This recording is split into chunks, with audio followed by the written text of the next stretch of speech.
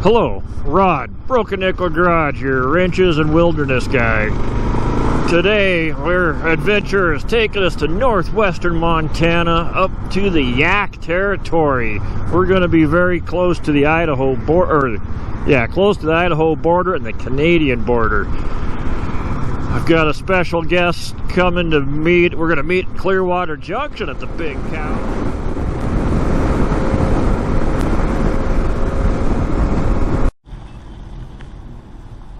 Gourmet gas station lunch here in Lake Lincoln, Montana. Kind of a neat little place. Back when we were in high school, we used to come up here and go crawdad hunting and fill up a 5-gallon bucket or two of crawdads and have a crawdad fry. Haven't done that since I was a teenager.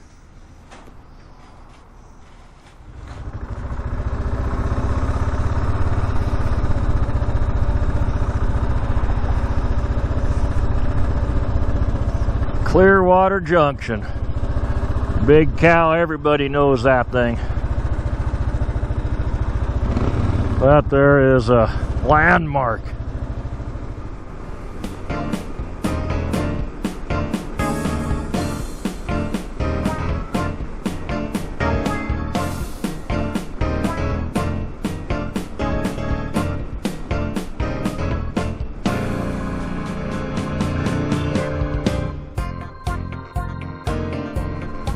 We'll have to get your thermal bob on video discussion later. That's awesome that you're not burning any oil. Yeah, it makes me happy. Yeah. So we're west of Kalispell, on the skirts of town.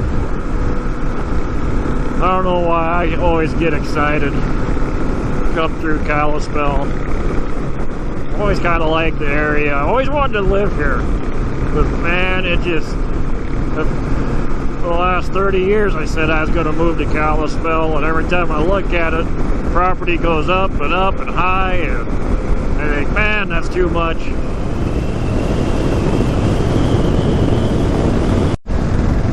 It's a very dry road, as you can see. Holy moly.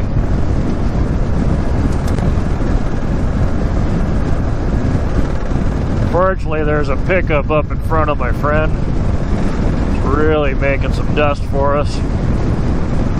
When you're on a bike, you kind of got two choices. You can back off, get out of the dust cloud, or right next to your buddy. Well, hopefully you can see better than I can. Oh, that dust is insane, but this is Pleasant Valley. Beautiful.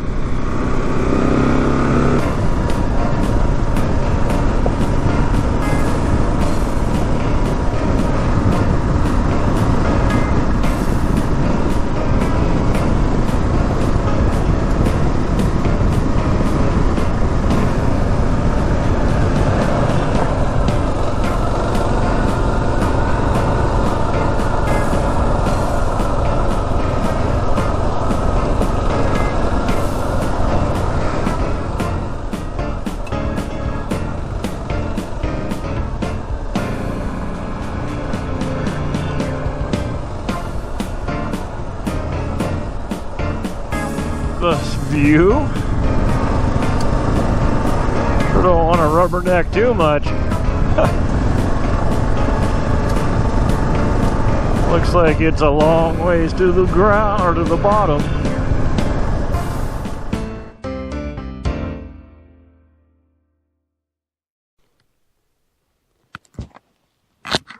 Well, our bear bag is still in place.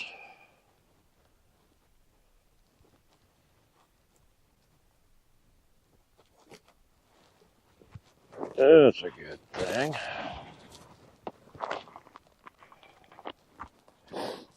Well, first night with the new tent set up. This is our office view this morning.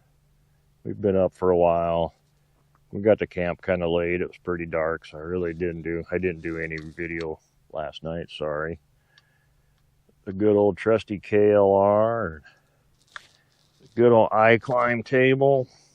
My new Helinox chair, I think it's the chair one, the first edition type. Definitely a little tight putting it together. New chair. There's my new Argali tent. And I've got it pitched without a inner tent. Just a good old piece of Tyvek for a ground cloth and a Zen bivvy. And wrestling around, I just pulled a tent stake out on accident. It's pretty soft dirt, but first impression of the tent is I'm going to like this. A lot smaller, more compact than my Pomoli teepee. But yeah, digging it.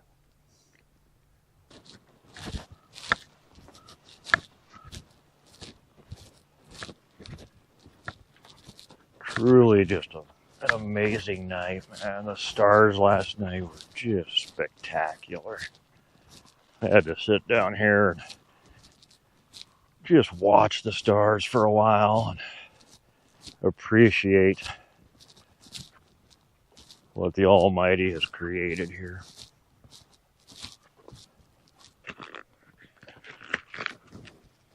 And to keep the confusion down, MSR does a good job on their bags. As you can see, it says dirty water. And then if you're in rushing, moving water, you got a safety lanyard to wrap on your hand so you don't lose the bag in the river.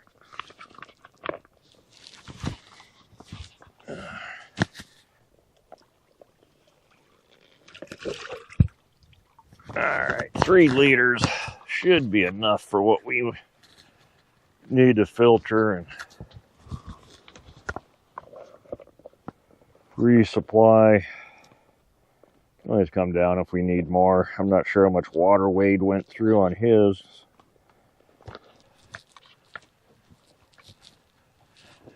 This is quickly becoming one of my favorite little spots, I think. Check out the little bird caves that are dug out. Look at that. That's awesome. Yeah. Somebody made a nice little home. That's pretty cool.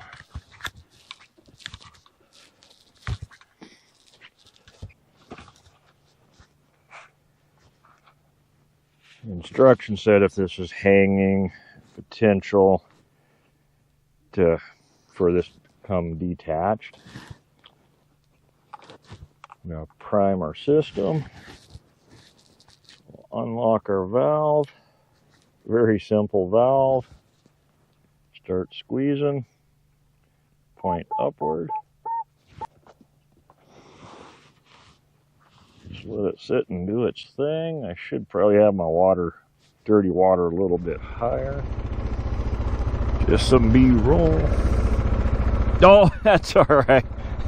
Try it. If I try it, I'll end up buying one.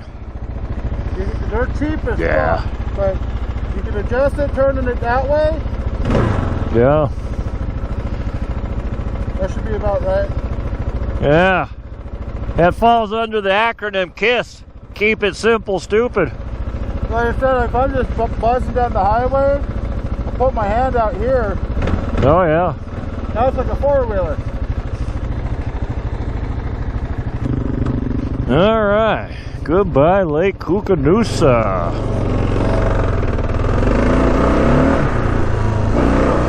A little campground we found in here. That guy's doing it first class. Dressed up, Peterbilt with a nice camper.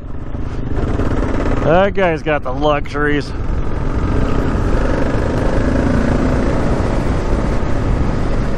You know, I would still prefer this method. The places you can get to on a bike, it's limitless, man.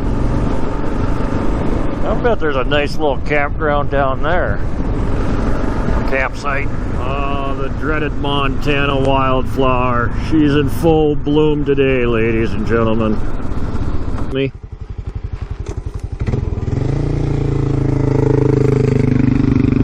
Oh, the flower bloomed. That wasn't a long wait.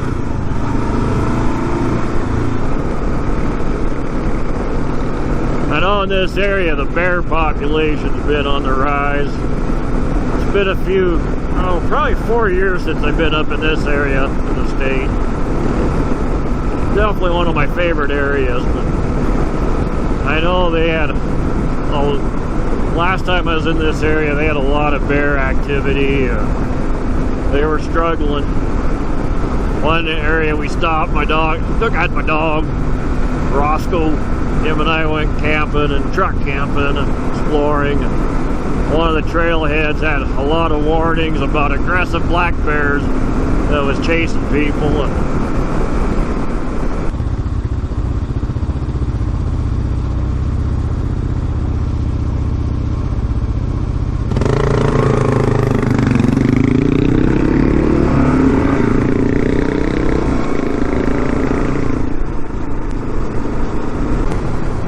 like we just got over the peak of this pass and still breathtaking. You can definitely see a lot of smoke, mostly from the Idaho fires. This is a nice curvy narrow road. I mean, it's awesome just to go low and slow and enjoy the scenery.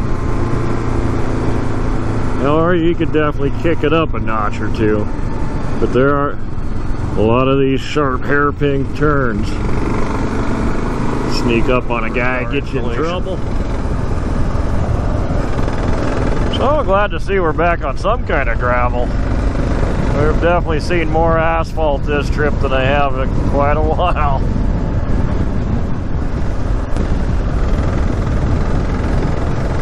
Oh, good old trusty KLR just tractoring along.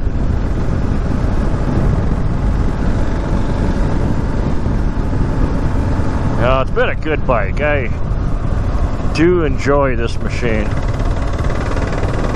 It is definitely a gateway ticket item into a very expensive lifestyle. But for a budget bike, yeah. With what I've saved over buying a more premium machine, I have completely re-outfitted a lot of my camp gear selection and still would have money left over.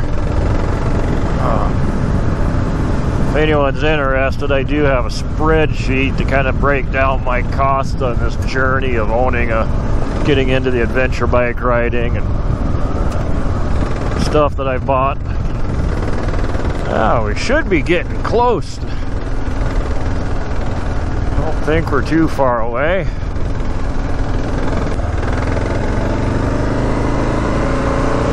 As you can see, a lot of this, it's easy enough. I've done most of this climb just sitting on my arse.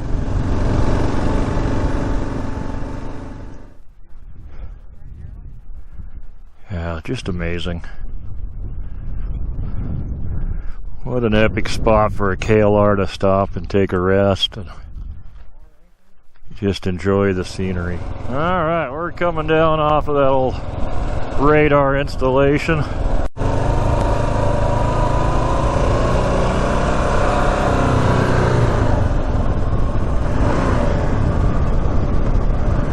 What a fun little ride this was. That was a great view. That would be fun to be up there at night. Yeah, I better be watching my line. There's some ruts. Walk across them. Whee!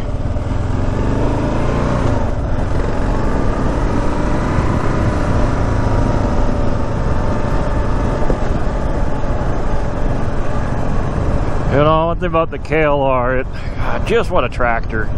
But it is heavy, you know, you throwing it around, bike plus gear. I'm running probably about 65 pounds of gear today, or on this trip. counting food, which I brought lots of food. Probably way more food, way more than I probably should have. But I always kind of try to overpack food just for a contingency if something goes wrong. You know, breakdown or crash and you have to spend a night, or it's nice to know you have enough food with you to get you back to civilization.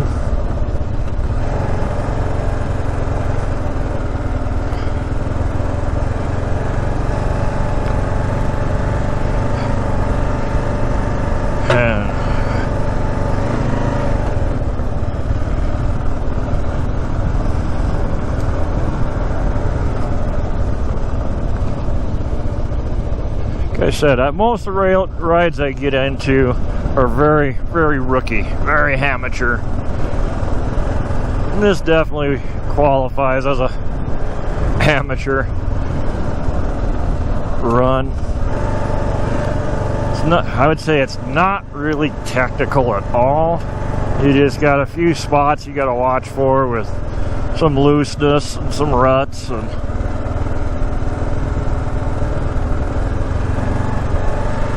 was not overly steep.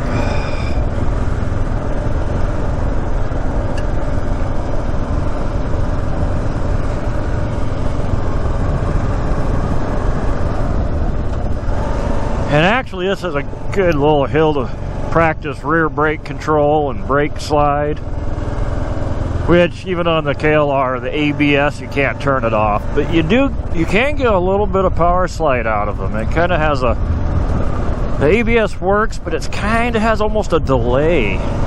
Gives you that moment to get that wheel lock up.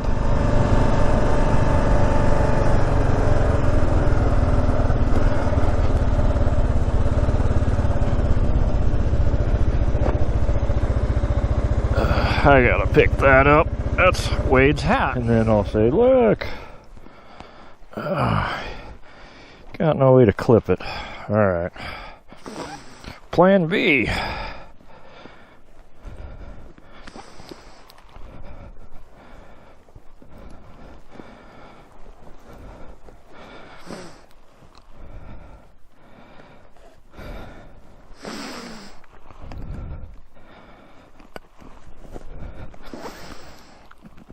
Oh, come on. Sometimes gloves suck. Are you missing anything?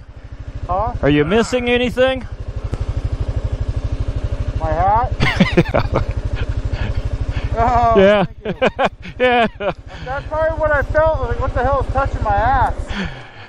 Yeah. So hats I saw it as I went by, and I had to go back. You can't leave a hat down.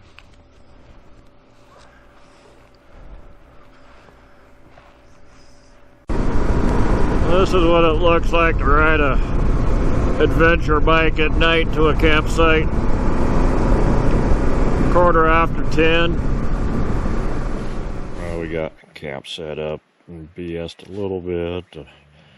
Got my new Argali Absaroka 4P 10 tall rocking, and tonight it's Zen Bivy time. Yes, and the Zen Bivy -5 quilt and a OneTigris cot.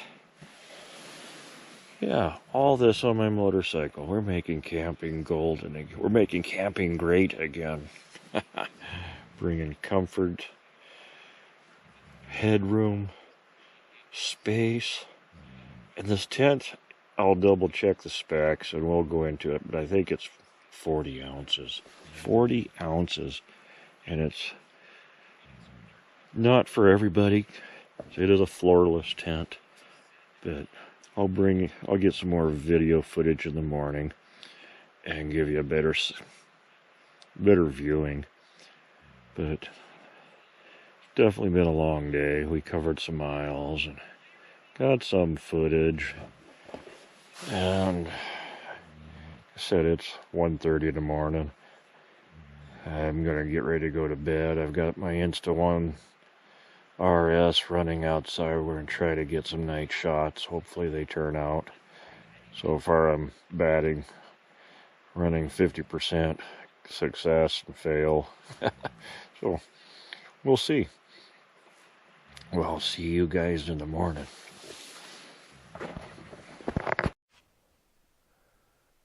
So we've got the Argali Absaroka 4P hot tent set up. Definitely brings a different level of room and comfort. I double checked the specs and all listed above. I believe my tent and pole setup with the stove jack is about 40 ounces. Very well made, good zippers, and this is a sil poly material, so you naturally is water repellent. Has multiple guy points, and I will add guy lines. I just didn't take the time. It was late last night, but it's got guy points on all the way around, so you can stake out the guy lines and get a lot more internal room. God, it was morning when we got here. And yeah, it was a little after midnight, or right about midnight when we rolled into this campsite. The tent has doors on front and back. You can treat the doors as a double entry, or you can maintain one half of the door, keep it pinned down for more coverage. The Argali offers a 2-person half tent insert and a full tent insert, which gives you the bug mesh, the waterproof bathtub flooring. The way I've got it set up is more ultralight with no floor. And as you can see, we had some Zen bivy time last night. We had the Zen bivy set up. And I'm using my new OneTigris backpacking cot. I'll try to list the specs on it. It's fairly inexpensive on Amazon. As you can see, there's plenty of room. And if you're anything like me, you've been stuck in a rainstorm for hours at a time. And it's kind of nice to have enough room. I can set up my chair, do projects, and have some room. Got my table set up. If you want to shave a little more weight, the stove jack, you can remove the stove jack and just have the outer fly. I believe that's a 3-ounce reduction. On the inside, we got multiple tie points, so you can run some paracord or carabiners and hang stuff. The idea with the wood stove, I do like it in shoulder seasons, especially if we're out riding and get wet and muddy. I can hang stuff up in the attic area, get the wood stove rocking, and that good dry heat will dry your, it's nice waking up to warm, dry pants and socks, you know. And then I've also found, using my other palm-only tent, that once that wood stove gets going, bugs disappear out of the tent pretty quick. Mosquitoes, they don't like it. But definitely a lot of room. I'm still learning the technique. It takes more technique to pitch a teepee than a freestanding tent. And the way this is designed, ideally you want some airflow underneath. That will create airflow to reduce and remove condensation. But you can also adjust for height if you need more room, or you can adjust and tighten the tension down and get it closer. If you want a no airflow setup, you run the stake just through the webbing, and you can get it pitched right to the ground for cold weather and keeping winter drafts away. And I like having dual doors. My Palm Ollie has dual doors set up very similar to this. And what I like, I can have one door open so I can load all my wood and keep the mess on one side. And I can have my entry side nice and clear so I can walk in without tripping on wood. So far, first impression, I think I'm going to really like this tent. It packs down small. and has way more room than a one-person bivvy or a two-person, and less weight. It's pretty bomber. So here we are,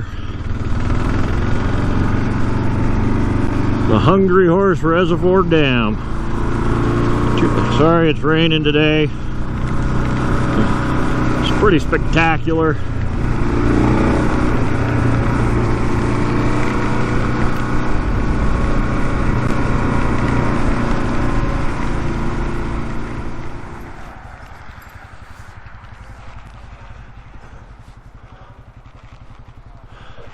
Flathead National Forest Memorial to Theodore Roosevelt. Down off of Rias Pass, heading towards East Glacier. Now, the neat thing about Montana is it's so diverse on what kind of terrain we have. I mean, it's just a variety of stuff. From mountains to alpine. Technically, we have deserts, not like the desert you typically picture in your mind in Hollywood.